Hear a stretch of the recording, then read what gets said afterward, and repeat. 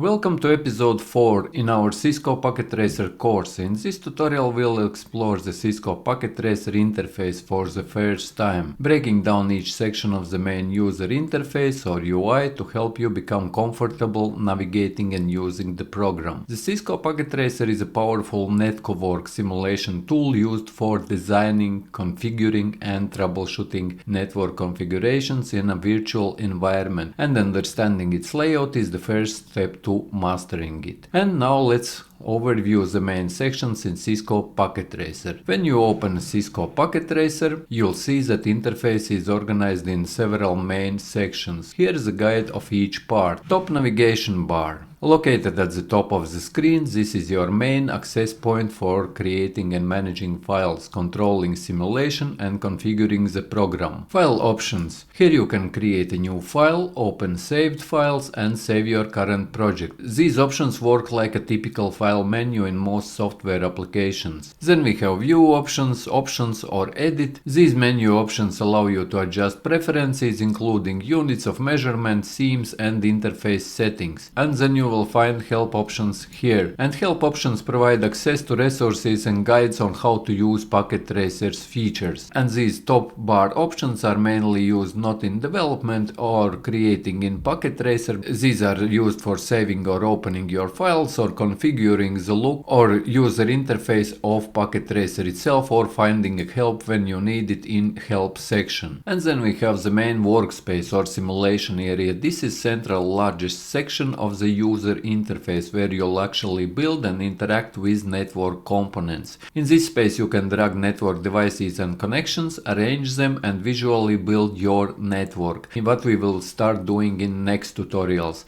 And this workspace can be zoomed in or out so you can comfortably view larger or smaller networks as needed. Then we have device selection toolbar. This toolbar is located along the bottom left of the screen and contains icons for different categories of network devices such as routers, switches, hubs and devices like computers or phones and wide area network devices. And you will get comfortable working with these in no time when we will start building networks. Then you have network components. Each device type category such as switches and devices contains subcategories with specific devices that you can use to build your network. If we click here in the first tab on network devices, you can see in second tab appears what network devices we can use.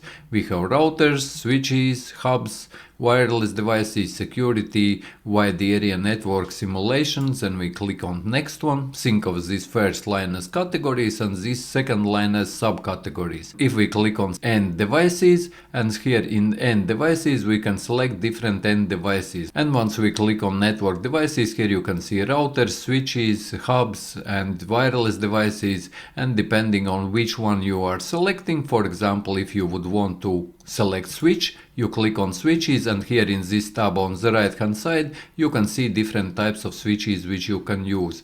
Or for example if you click on hubs, here you can see what types of hubs you can use, and this is under these network devices. In this very first tab you can think of it as a main category of devices, and in second tab you can see the subcategory of those devices. And whenever you click on subcategory of the devices, here in the right hand side in this right field you can select what type of device you would like to use.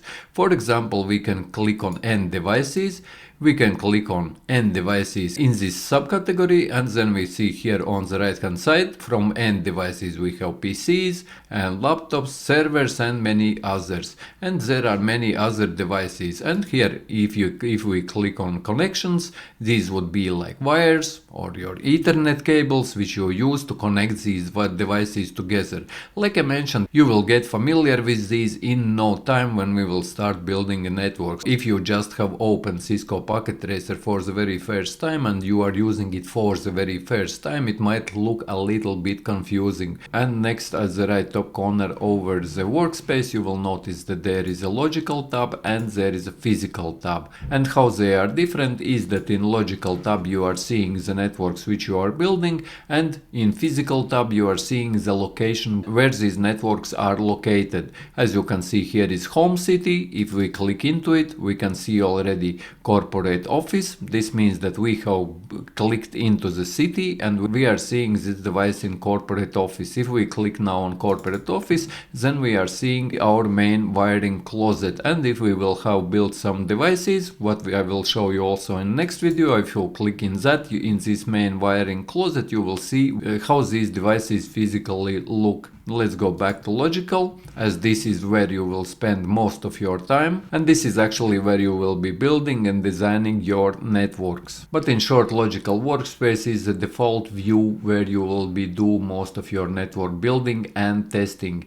It shows the logical abstract layout of devices and their connections, where physical, like I already mentioned, we can click here on back arrow at the very top. When we click into the physical view, you can see navigation here at the top right. Navigation, this is for physical. If you click in logical, you can see this navigation at the top right for logical view. But let's get into the physical. Physical workspace allows you to view the network physical layout. It is useful if you want to virtualize the actual physical environment like racks in the lab or office space. Switch between these views to get different perspective of your network configuration and layout. And at the bottom of the screen, you can see a toolbar managing simulation and real-time modes. As you can see, currently we are in real-time. If we click into simulation, you can see simulation mode. Real-time mode, this mode allows the network to function as if we were operating in real life with instant responses,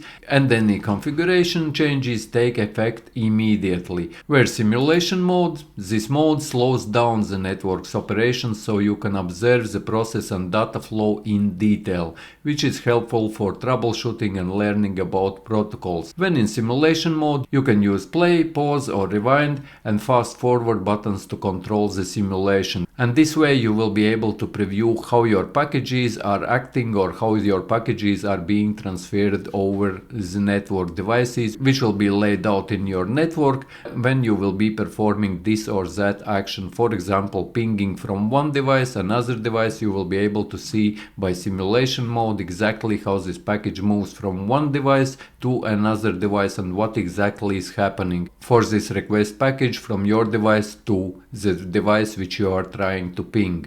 And packet flow controls or event list. When in simulation mode, you'll also see the event list on the right side of the screen, which logs each packet movement across the network. The event list provides a step-by-step log of each packet journey, which helps in identifying or confirming that protocols are functioning as expected. You can use the add simple PDU or packet data unit, here as you can see, which is currently located in the middle or right bottom corner, and you can use this PDU or packet data unit tool to send test packets between devices and analyze how the packets are processed. Device configuration panel, and this panel is available when you have already placed some device on the screen. So let's get back into the real-time mode. Here in the left bottom corner, let's click on the end devices. And let's click on PC and then place a mouse cursor somewhere where you would want to locate this PC. If you click somewhere, that PC will be placed. And when you will click on this device which you have placed on this workspace, you will see this device configuration panel. This panel has tabs like config, desktop, programming, attributes, and here in desktop you will be using this the most. For example, if you would want to ping from this PC another device, then you would select this command prompt, and in this command prompt you would be able to use the same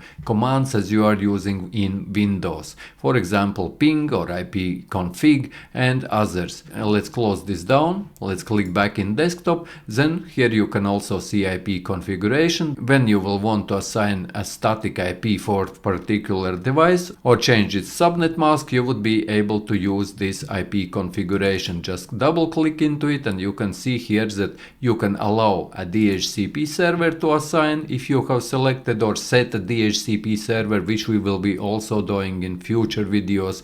Or for example, if you want to assign a static IPv4 and you would want to assign your subnet mask to have some devices on the same network. And here is another option under desktop which I wanted to talk about. This is this terminal. This is not a command prompt which we just opened, but this is a terminal, and if you click on the terminal, this is the terminal terminal, which you will be using to write the Cisco commands to configure different devices. And to finish this off, you will see here at the top this also toolbar, which is used for different purposes. For example, if you click on this zoom, you can zoom in. As you can see, it is zooming in. If you want to zoom out, zoom out. Here is also the selection tool, which you can see in second row. Very first tool, this is your selection tool, which you usually use to drag around devices or to drag, for example, highlight network, which you have created, and you can drag it also around. Then you have this delete tool. If you click on that delete tool, if you have selected some device, it will prompt you, do you want to delete? You can delete it. I will not be deleting it just yet, guys. And here is also notes. Notes is also very important, because if you are building a huge networks, or in future when you will have many devices, you will not be able to remember such things as IP addresses, and notes are very good for this, for referencing devices which you are adding on the screen. For example, let's add a note. Just click on it and you can click somewhere to add that note, and here you could write 192.168.1.1. Let's say you added the IP just as a note for this particular device. When I clicked it and I added another note, because I am currently in notes, if I click now on this selection tool, I can drag this note wherever I want to put it. And if I would want to delete, for example, this note, I select this deletion tool and I click on this note. It will prompt me, do you want to delete the selected item? You click on delete and it will delete it. If you would want to delete this device, exactly the same. Once you are in the deletion tool, you click on the device which you would like to delete. That could be device, that could be the wires, that could be the connection between devices, that could be note as you saw earlier on, and you click on delete and it will delete this device. But keep always in this selection, which is very first tool here in this left corner, so you are able to drag things around this screen. So yes guys, this was my quick introduction to what is Cisco Packet Tracer. Hope that you found this video useful. If you did, leave a like, share this video. In the next video we are starting, and we will start from building very basic networks, so you get a good feeling how Cisco Packet Tracer works and what you can do here in Cisco Packet Tracer.